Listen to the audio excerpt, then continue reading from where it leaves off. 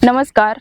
जिसके मन में छल कपट होता है वह कहीं भी किसी के साथ भी छल कपट ही करता है।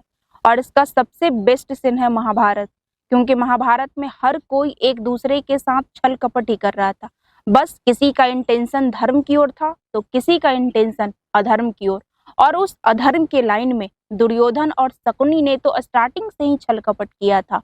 तो प्रसंग ये है कि कौरवों और पांडवों के बीच में लगभग युद्ध तय हो चुका है। दोनों साइड से युद्ध की तैयारियां चल रही है। उस वक्त कृष्ण पांडवों के साइड से हस्तिनापुर शांति दूत बनकर जाते हैं ताकि किसी भी तरह युद्ध को टाला जा सके।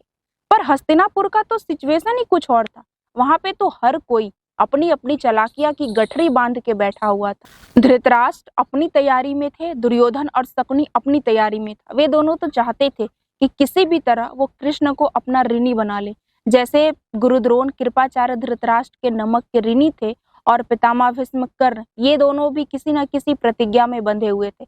वे चाहकर के भी दुर्योधन का साथ नहीं छोड़ते और इसी बात का फायदा दुर्योधन और शकुनी ने भरपूर उठाया था। अब वही ऋणी वह कृष्ण को बनाना चाहता था, इसलिए दुर्योधन ने कृष्ण को भोजन पे आमंत्रित किया।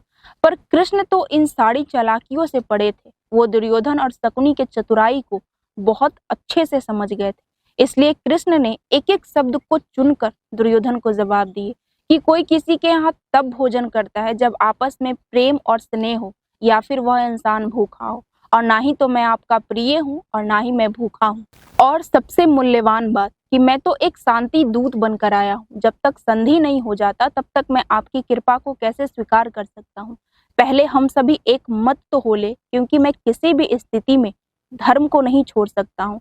और मैं पहले ही अर्जुन का हो चुका हूँ, क्योंकि यदि मैं आपका प्रिय होता तो आप द्वारका में अर्जुन से झगड़ गए होते कि मुझे नारायणी सेना नहीं बल्कि निहत्था वासुदेव चाहिए। और जो पांडवों का मित्र नहीं है वो मेरा मित्र कदापि नहीं हो सकता है, क्योंकि धर्म पांडवों के शिविर में है और जहाँ पे धर्म है वहीं पे मैं हूँ।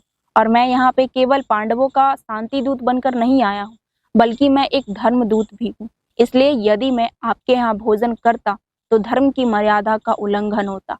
कृष्ण ने बहुत ही सोच समझ के सावधानी बरती, क्योंकि दुर्योधन तो यही चाहता था कि किसी भी तरह कृष्ण को नमक खिलाकर ऋणी बना दे। इसलिए ये स्टोरी सबसे बड़ी सीख देती है कि किसी के यहाँ भी भोजन बहुत सोच समझ के करना चाहिए। किसी का उपकार भी बहुत सोच समझ के लेना चाहिए, ताकि लोग आपको अपने नमक का ऋणी ना बनाए, क्योंकि लोग नमक का ऋणी बनाकर आपसे वह हर अधर्म करवाएंगे जो आप नहीं करना चाहते हो।